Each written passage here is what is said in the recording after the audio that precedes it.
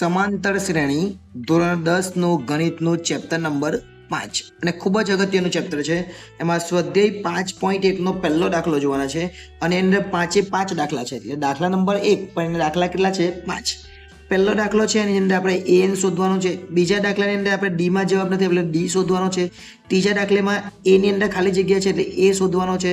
ચોથા દાખલાની અંદર n ની અંદર ખાલી જગ્યા એટલે n શોધવાનું છે. અને પાંચમા દાખલા તમે an ની અંદર ખાલી જગ્યા જુઓ એટલે an છે. એવા 5 દાખલા આપણે જોવાના છે. એટલે ખાસ ધ્યાન આપીને આ વિડીયોને સમજજો. 5 દાખલા આપણે સમજવાના છે. દાખલા નંબર 1 ની શરૂઆત કરીએ, જેમાં આપણને a આપેલો છે 7, d આપેલો છે 3, n આપેલો છે 8 અને પછી an શોધવાનો છે. હવે આવું શોધવા માટે આપણે શું કરવાનું તે ખાસ ધ્યાન આપજો. એકદમ ઈઝી દાખલો છે, આપણને સમજણ પડી જાય એવો છે. આપણે પહેલા સૂત્ર મૂકવાનું an નું. આ an નું સૂત્ર મૂકે એટલે a વત્તા n ઓછા 1 અને d. આ આપણું સૂત્ર છે. ચલો, a એટલે કેટલા? તો 7 આપેલા જ છે. n આપણને આપેલા છે કેટલા? 8. 1 ની જગ્યા પર 1 અને d ની જગ્યા પર 3. 7, 8 માંથી 1 જાય તો 7 અને 3. આ 7 મૂકી દે. 7 તાળી 21. આ એક ખાલી જગ્યા છોડવાની છે એવું નથી કહેતો, થોડું દેખાય વ્યવસ્થિત તમને. એટલે 21 અને 7 એટલે કેટલા આવે? 28. આ an બરાબર 28. આ આપણા પહેલા દાખલાનો જવાબ. એટલે એકદમ ઈઝી દાખલાનો જવાબ આવી જાય. અને આપણને n બરાબર કેટલા આપેલા છે?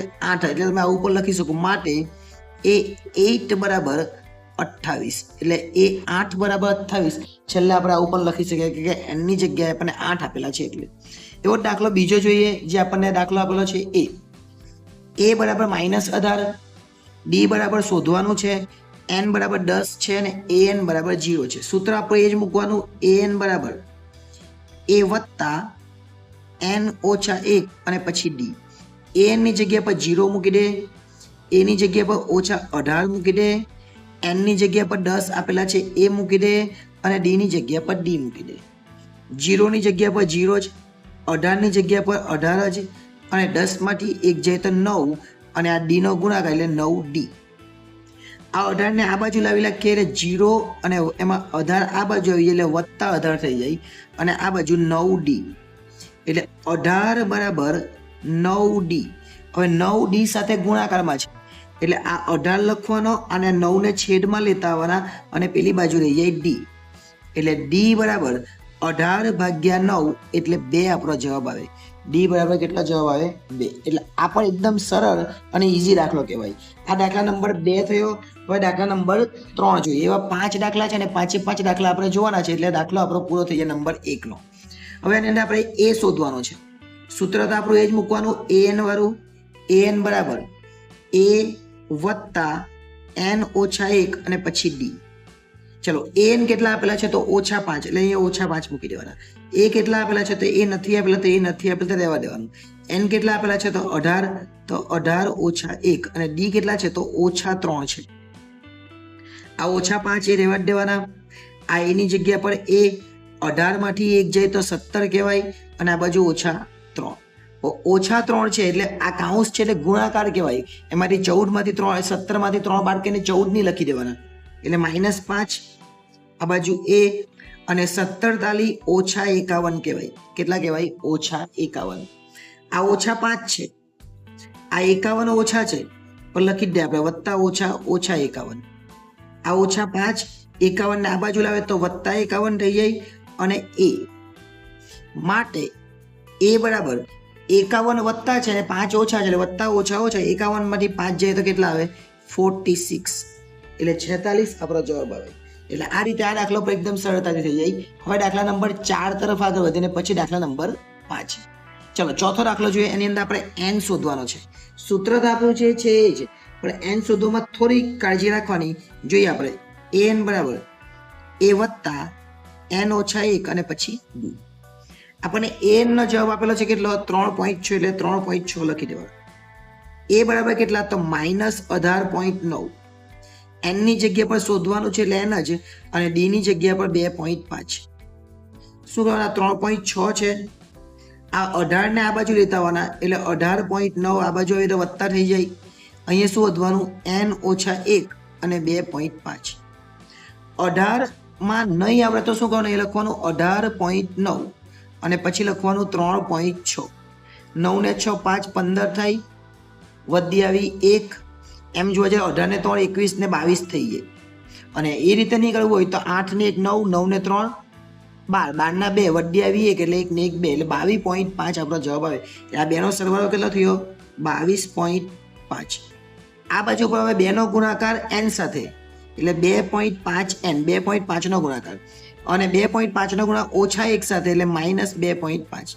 હવે આ 2.5 ને આ બાજુ લાવવાના એટલે 22.5, અને આ 2.5 આ બાજુ એટલે વત્તા 2.5 થઈ જાય, અને આ બાજુ પર વધે 2.5 અને n.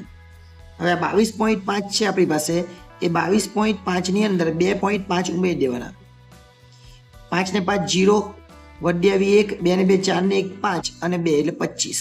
એટલે અહીંયા આવે 25 અને આ બાજુ ઉપર આવે 2.5n. હવે આ બાજુ પર ખાલી 2.5n જ વધેલા છે એટલે 2.5 ને આ બાજુ લેતા આવવાના, 25 ના છેદમાં કેટલા લેતા આવવાના? 2.5. એટલે લખવાનું 25 અને છેદમાં 2.5 બરાબર n. હવે અહીંયા જ ખબર પડી જવાબ 10 આવે, પણ તમારે કેવી રીતના ક્વોન્ટિટી જોજો. આ 25 ઉપર તો છે જ, આ જે નીચે 25 છે ને 2.5 અને 25 લખવાના, અને પોઈન્ટના જે 10 છે એ ઉપર જાય બરાબર n. એટલે 25 25 નીકળી જાય તો n બરાબર કેટલા આવે? 10. ફરીથી આ 2.5 છે ને સમજાવું. અહીંયા સમજો કે 25 છે, અહીંયા 2.5 છે, તો તમારે શું કરવાનું? 25 તો છે જ, પણ આ 2.5 છે ને 25 ના છેદમાં 10 કહેવાય. હવે આ 10 છેદમાં છે એટલે અંશમાં જતા રહી, એટલે 25 તો ઉપર છે જ, આ 10 ઉપર જતા રહ્યા ના 25 નીચે, એટલે 25 25 નીકળી જાય તો આપણો જવાબ કેટલો આવે? 10 આવે. એટલે આ દાખલો પણ ખૂબ સરળ છે, 10 આપણો જવાબ આવે. હવે જે છેલ્લો દાખલો છે એ જોઈ લે, અને પછી આ જે આપણો પહેલો છે એ પૂરો થઈ જાય, પછી આપણે બીજો દાખલો પણ જોઈશું. એટલે સ્વાધ્યાય 5.2 નો પહેલો દાખલો છે અને 5મો દાખલો હવે જોઈએ. an શોધવાનો છે. સૂત્ર તો આપણું જે આવે તે જ આવે. કયું? જે an વાળું સૂત્ર છે એ જ આપણે લખીએ. an બરાબર a વત્તા n ઓછા 1 અને d. an આપણે શોધવાનો છે એટલે આ તો બહુ ઇઝી કહેવાય. 3.5 મૂકી દે, n ની જગ્યા પર આપણને આપેલા છે કેટલા? 105, એટલે લખી દે 105, અને એક તો એક જ રહેવાનું, d ની જગ્યા પર 0 છે. d ની જગ્યા પર કેટલા છે? 0. એટલે 3.5, 105 માંથી 1 જાય તો 104 અને પછી 0, એટલે 3.5 અને 104 ગુણ્યા 0 એટલે 0. 0 સાથે કોઈ પણ ગુણાકાર કરે એટલે 0 જ થાય. એટલે આપણો an નો જવાબ આવે 3.5. પણ an નહીં લખવાનું, તમારે કેટલા લખવાના? n બરાબર કેટલા છે? 108, 105 છે, એટલે તમારે લખવાનું a 105 બરાબર 3.5. આ આપણો છેલ્લો જવાબ કહેવાય.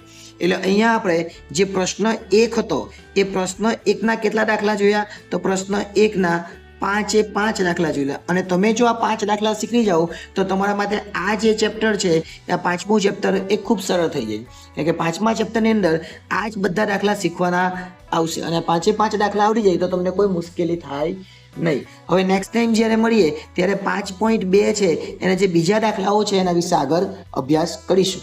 આભાર.